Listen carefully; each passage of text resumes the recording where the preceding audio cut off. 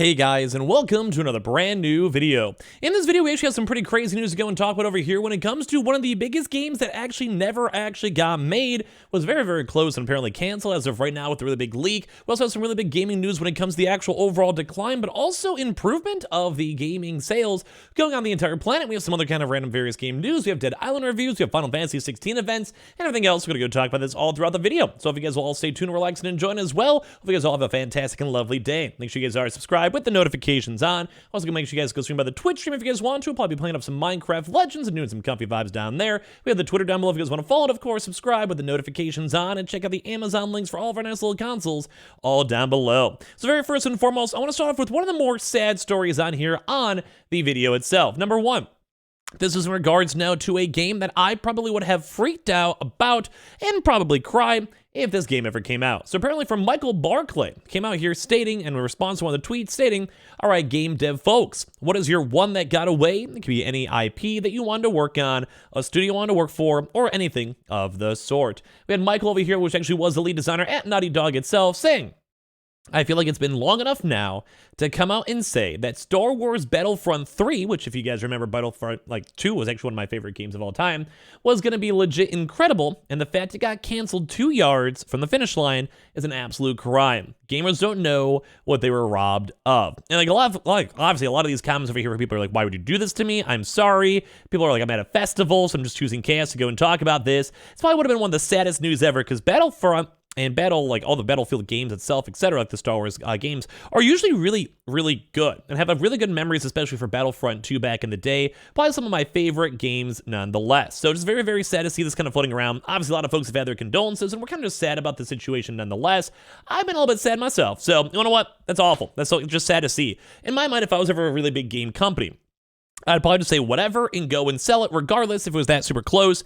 Obviously, you don't want to be the scumbag company that just sells a game like a Cyberpunk, but if it was really that close, I probably would have trucked on through, try to find more extra funding, or fixed it if it was anything more on the bad side. Now, for some other kind of big news, we also have stuff from across Europe, where the console and PC game sales were down 11% apparently from the first quarter of the year, but console sales were actually up as of 41%. We've been seeing that the actual overall consoles have been doing very well as we've just been watching stuff. We're seeing like the PlayStation 5 with their kind of stock advantages now have been doing very well and have been making really good bolsterous bumps and just doing good. Like they've been doing generally all around very good. Xbox has been kind of slogging along, and same with Nintendo Switch, where they have actually gone down a little bit, but the one kind of interesting thing is game sales have gone down a lot too. So we go into the console sales overall were up 41%, which is mainly still on the PlayStation 5 side. Console success was down to the PlayStation 5, with sales up 369% year on year. Now it's just all across the entirety of Europe, so it does kind of seem that the PlayStation has been kind of carrying the entire gaming community in terms of console sales on its back. We've been seeing the Nintendo Switch slowly going down, and as well, we'll maybe see a little bit of a resurgence with the brand new Legend of Zelda game coming out soon. But as you guys can see, the decline from the Switch is actually 18% down, which also I think a lot of folks have been kind of curious on, like the fact if we want a brand new Switch Pro and a brand new Switch console, or like a new iteration or anything of the sort. But once again, I do think as more games come out, we'll probably see more updates with that one. Although we also haven't really seen too many good games from the Switch recently. We had some kind of really big blockbusters, such as like Animal Crossing, which were definitely console sellers, but right now we haven't seen anything big. And apparently Xbox Series X and S are actually down 10% though, so it does kind of seem like PlayStation going over its shortage is definitely kind of carrying the market. For March, the game sales were down 4%, which is not as bad as you would think. Resident Evil 4 Remake was the best-selling game of the month. Console sales were actually up 67% to 570,000 units sold across selected European countries, again, mostly from the PlayStation 5. So you can kind of go through the article itself as well. So 13.6 million PC and console games were sold in March across Europe, with a slight drop of that 4%. That means for the first quarter of the year, 39 million games have been sold, which is a drop of 11% over last year. This is according to the latest GSD data, which tracks physical games across major European markets, plus digital downloads from most major game publishers as well, which we're going to cover in a second.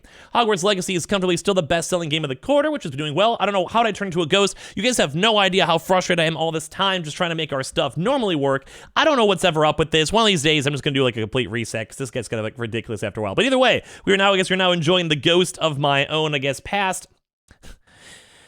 I literally made a video and like nothing, I didn't change anything. God only knows. Whatever. I'm a ghost, whatever. Ooh. One of these days we'll get all like organized. Sorry. So despite this as well, we also had a lot of big releases with Elden Ring, Pokemon Legends Arceus, Horizon Forbidden West, and Gran Turismo.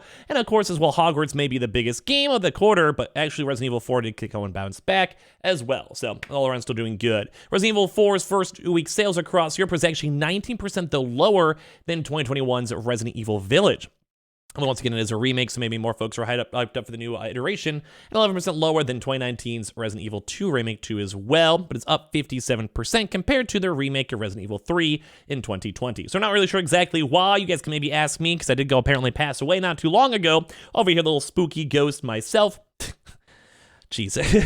So as well, if you guys want to look for this one too, the first 2 weeks are up actually 149% compared to the remake of Dead Space, which was released in January. Also, new March was WWE 2K23, which also marks number 20.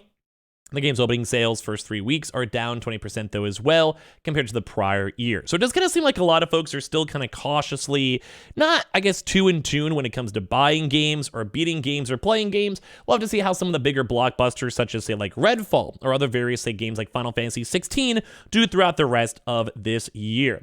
So there's no Nintendo game in the top 10 for March, which is actually surprising, although the highest charting title was still actually Metroid Prime Remastered at number 11. Still have not had a chance to check that out, and I actually would love to at some point in myself. Apparently Nintendo is the main company that also doesn't still share the digital data, but I'm sure with the brand new basically Tears of the Kingdom coming out soon, we'll go from there. We'll see some good sales. So console hardware sales were up 67% to 570,000 units as we covered before. The countries include France, Italy, Spain, Netherlands, Belgium, and Denmark, Switzerland, and Portugal as well. Those markets, the PS5 sales were up actually 5 times in March 2023 compared to the year before. And then in 2022, there's been a severe stock shortage as well. So basically because like the stock shortage was so bad as of last year, that's kind of why like it's bouncing up and like looking so big and bolsterous, if that kind of makes sense.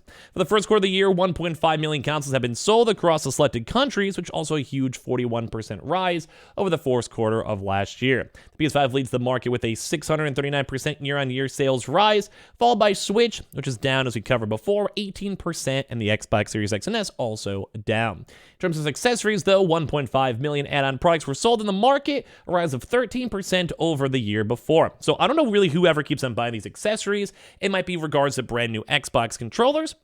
It might be in regards to these brand new PlayStation 5 Pro controllers. And I'm also not really sure necessarily if PSVR 2 also counts as an accessory or not, because it has obviously been able to be bought and sold in Europe as well. So the first quarter of the year, 4.7 million accessories have been sold, which is actually a rise as well year over year. And of course, too, there's been 1.9 of those in terms of point cards and wallets, which actually was a very, very small drop off, but we haven't seen as many games, new PS Plus features, etc., so it's fine.